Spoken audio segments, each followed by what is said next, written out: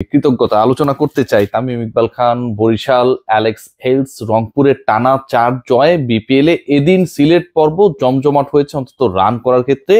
এক ম্যাচে 31 ছক্কা, যেটা বিপিএল এর ইতিহাসে সর্বোচ্চ।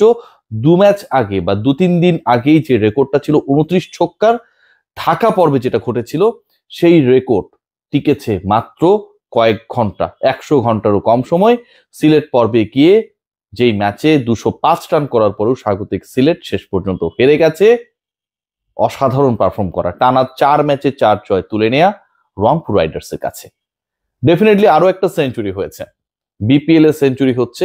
এন্ড বিপিএল এ সেই সেঞ্চুরির আলোচনায় সবচেয়ে বেশি এগিয়ে ফরেন ক্রিকেটার্সরা, অ্যালেক্স হেলস, উসমান, মানে মোটামুটি ফরেনার্স যারা আসছেন, যাদের প্রতি এক্সপেকটেশনস অ্যান্ড ইনভেস্টমেন্ট একদম স্কাই হাই, সেই ক্রিকেটাররা প্রতিদান দিচ্ছেন।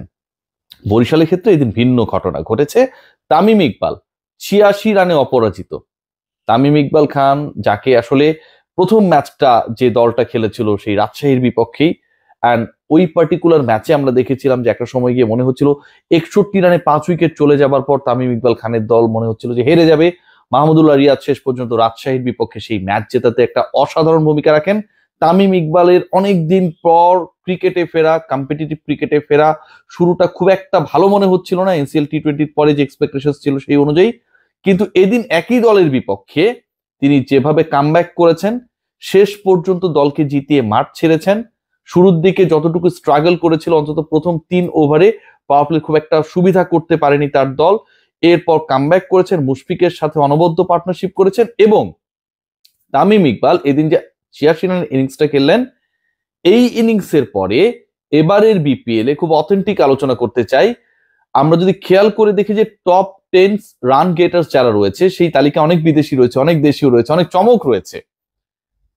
দেশীয় তারকাদের মধ্যে তামিম ইকবালের স্ট্রাইক রেট সবচেয়ে বেশি, 170 স্ট্রাইক রেটে তিনি এখন পর্যন্ত ব্যাট করেছেন।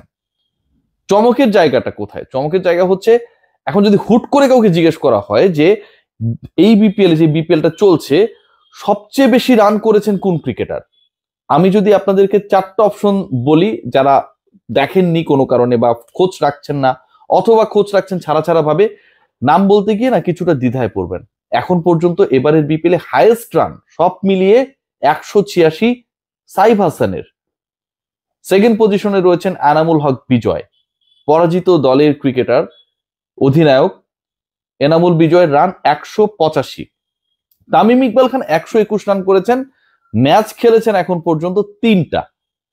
ইন্টারেস্টিং পার্টটা এখানটায়, এই যে 121 রান করেছেন বা 3টা ম্যাচ খেলেছেন, যেখানটায় সাইফ বা বিজয়ের স্ট্রাইক রেট যদি আমরা খেয়াল করি, সেটা 136, 37 অথবা 131, মানে 140 ক্রস করতে পারে নাই। সেখানটায় ডট বাবা, বুড়ো তামিম, চলে না তামিম, প্রথম ম্যাচে ফেইল করার পর যাকে অনেক বেশি সমালোচনা হয়েছে, ট্রল হয়েছে, সেই তামিম ইকবাল খান স্ট্রাইক রেট মেনটেন করছেন 170। আমার কাছে মনে হয় যে অসাধারণ, অবিশ্বাস্য।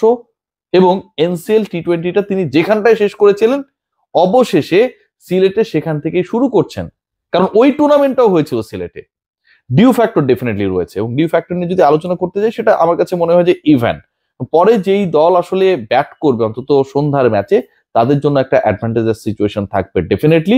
কিন্তু এন্ড অফ দ্য ডে যখন আপনি 80+ একটা স্কোর করবেন, প্রতিপক্ষকে আপনি শাসন করবেন, শেষ পর্যন্ত টিকে থাকবেন, দলকে জিতিয়ে মাঠ ছাড়বেন, 170-এর কাছাকাছি একটা স্কোরকে টপকে যাবেন, এটাকে you have to utter some words that should be praisable। আজকের এই ম্যাচ এবং পূর্বের ম্যাচ এবং ওভারঅল বিপিএল এর সবচেয়ে সিগনিফিক্যান্ট পার্টটা কি? কোন জায়গাটায় আসলে শেষ পর্যন্ত রাজশাহী পারলো না, কোন জায়গাটায় আসলে তারা ভীতি জাগাতে পারতো কিন্তু শেষ পর্যন্ত সফল হয় নাই? আমার কাছে মনে হয় টস একটা ফ্যাক্টর, তামিম ইকবাল দ্বিতীয় ফ্যাক্টর, এন্ড তাসকিন আহমেদের জ্বলে উঠতে না পারা একটা বড় ফ্যাক্টর। বারবার ডিউ দেখানো হচ্ছিল, হাত দিয়ে যখন ঘাস মোছা হচ্ছে তখন হাত ভিজে যাচ্ছে শিশিরের কারণে, সেই ব্যাপারগুলো দেখানো হচ্ছিল। কিন্তু এন্ড অফ দ্য ডে ওই শিশির কিন্তু যতই আপনি দেখান না কেন, সবচেয়ে বেশি বেনিফিটেড করেছে যেই দলটা চেস করেছে। এনামুল বিজয় বলছেন যে বল গ্রিপ করতে সমস্যা হচ্ছে, ডেফিনেটলি ইটস আ প্রবলেম। এবং সিলেট পর্ব কেবল তো শুরু হলো, যেহেতু আরো অনেক ম্যাচেস রয়েছে, আগামীকাল ম্যাচ রয়েছে, তারপর গ্যাপ রয়েছে, তারপর আরো 2টা ম্যাচ রয়েছে, তারপর গ্যাপ রয়েছে, তারপর আরো 2টা প্লেইং ডে রয়েছে। So many more matches to come. Second matches গুলো চোখ বন্ধ করে যেই দল টস জিতবে তারা চেস করার ডিসিশন নেবে। What about Alex Hales?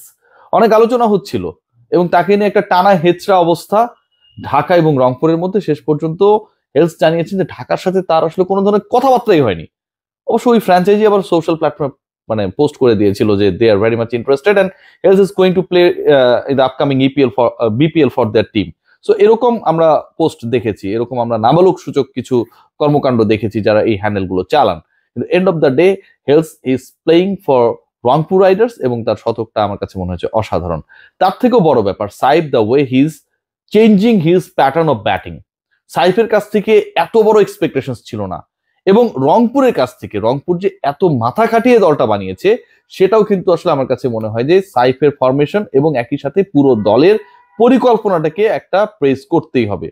খেয়াল করে দেখুন যে সাইফের উপর এতটা ভরসা রেখে তাকে পিক করা, তাকে ওই স্লটটা দেয়া এবং ফ্রি হ্যান্ডে ব্যাট করতে পারবেন সেই স্বাধীনতা দিয়ে শেষ পর্যন্ত সাকসেসফুল করে দেওয়াটা খুব একটা সহজ ছিল না। যে কাজটা তিনি করছেন। শেখ মাহাদি তুলনামূলকভাবে আগের মতো অতটা বেটার ছিলেন না। রিশাদ হোসেন আজকে মাঠে নেমেছেন, একটা দিনে কতগুলো ঘটনা ঘটেছে, সেঞ্চুরি হয়েছে, 31টা ছক্কা হয়েছে, রিশাদ অবশেষে মাঠে নেমেছেন। শেখ মাহাদির দল রংপুর তারা টানা চতুর্থ জয় তুলে নিয়েছে, হেলসের সেঞ্চুরি হয়েছে, তামিম 86 রানে অপরাজিত, many more things. And end of the day সবচেয়ে ইন্টারেস্টিং পিকচার যেটা, সেটা হচ্ছে একদম টেবিলের তলানিতে স্বাগতিকরা এবং ঢাকা।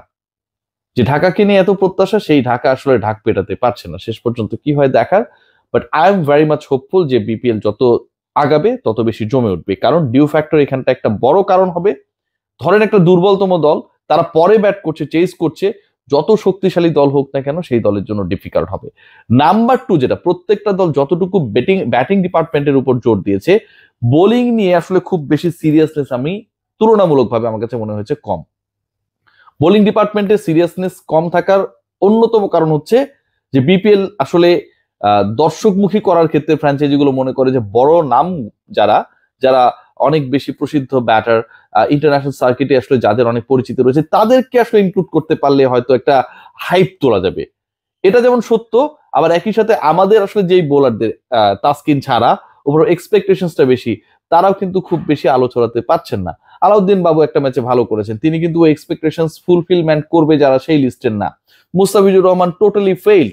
ঢাকার একটা ব্যাট ইনভেস্টমেন্ট আমার কাছে মনে হয় অন্য লোকাল যারা রয়েছেন, শরীফুলের কাছ থেকে আরো শার্প বোলিং আমরা এক্সপেক্ট করি, আরো বেটার পারফরমেন্স আমরা এক্সপেক্ট করি, সেই জিনিসটা আমরা এখন পর্যন্ত পাচ্ছি না। হাসান মাহমুদের কাছ থেকেও আমরা আরো বেটার পারফরমেন্স এক্সপেক্ট করি, সেটাও আমরা এখন পর্যন্ত দেখতে পারিনি। তানজিম সাকিবের ক্ষেত্রেও এই সত্যটা একইভাবে প্রযোজ্য।